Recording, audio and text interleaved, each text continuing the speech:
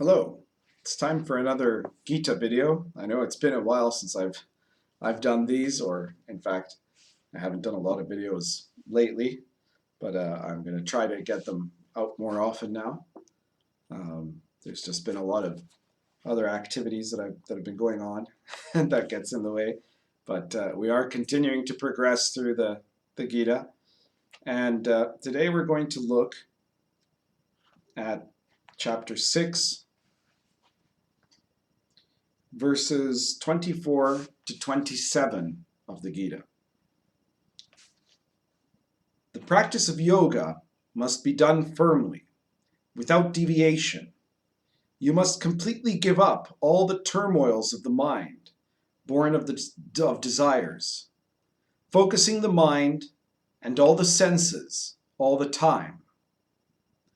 Gradually, step by step, one should concentrate the mind by awareness and determination.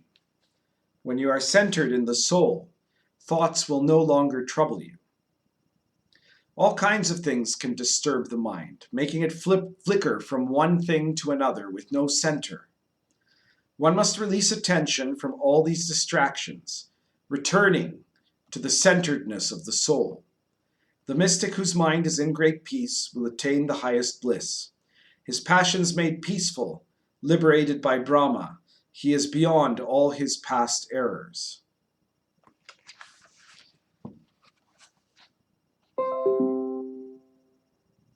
So these lines talk about the practices of Dhyana yoga, which is the yoga, you could say the yoga of meditation. Dhyana is often used synonymous with meditation, but specifically as a meditation based on concentration.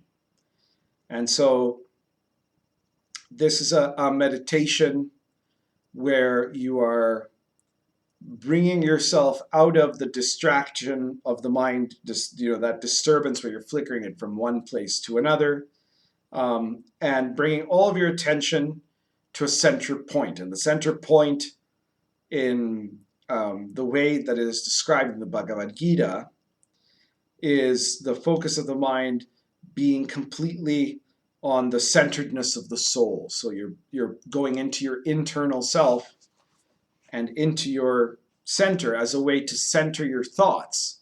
And to center your thoughts, you then center the way you are and the way you act.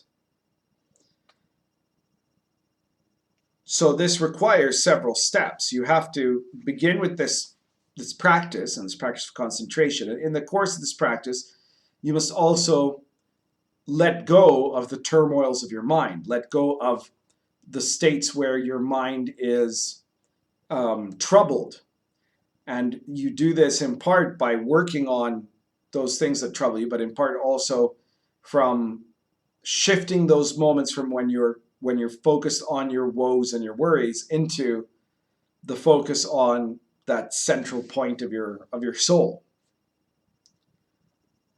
Gradually, step by step, that is to say, you have to understand that it's not something that is going to happen immediately.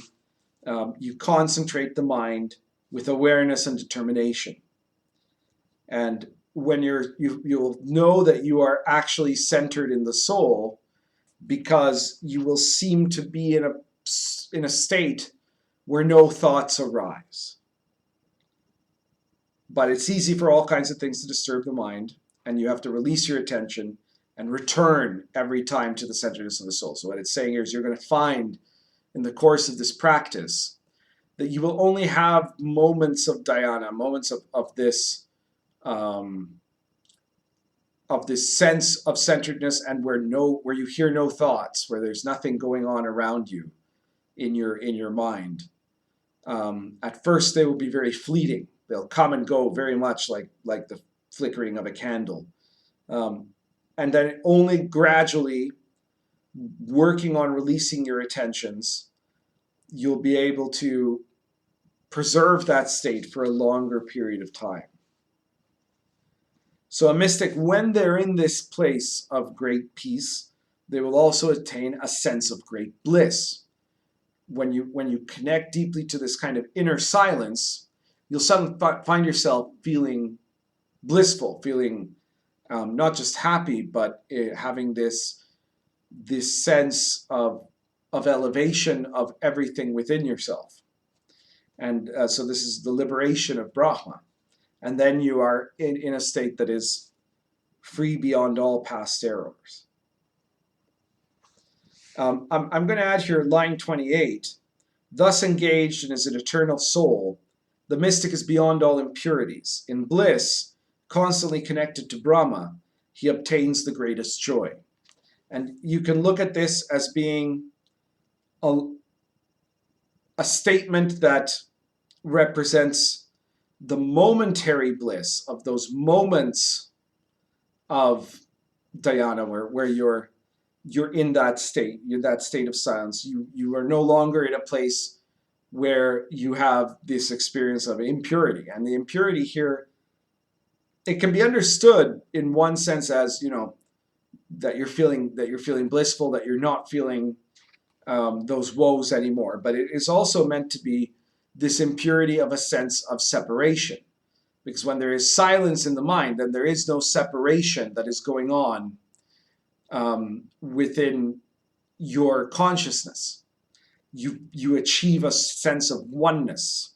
And that sense of oneness is exactly what generates the bliss, because you're feeling the spiritual experience of love, the experience of union within yourself and with you and everything else, because everything is caught up in that silence of that moment of absolute attention and centeredness within the soul.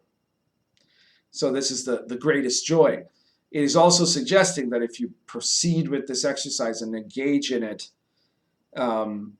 with awareness and with determination, you'll be able to reach this state of bliss on a more permanent sort of basis.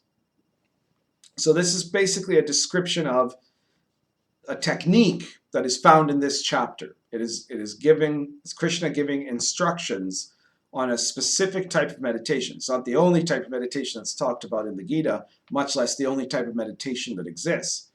But it is the meditation of stilling the mind. And that's, in a way, the theme of this chapter. So that's everything for today. Please feel free to share this video anywhere you like.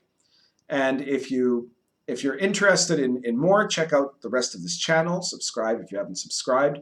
Take a look at the other playlists, and in particular, take a look at the Yifa Society playlist. And if you're looking for some kind of exercises and a training curriculum on your own spiritual cultivation, in a practice that is not dhyana, but it is a different type of practice that has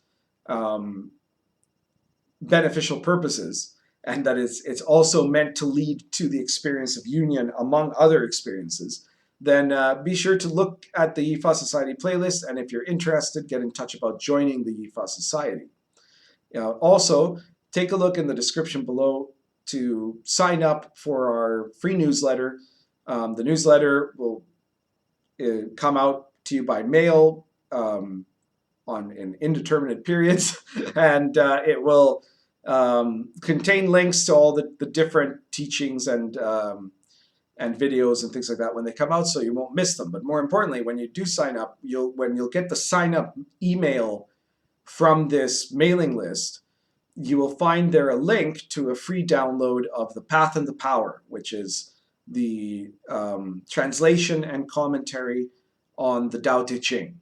And so it's a very good complement to those of you who have got the I Ching, the Magician's I Ching, and will be of interest, I think, to almost anyone who finds any part of this channel interesting.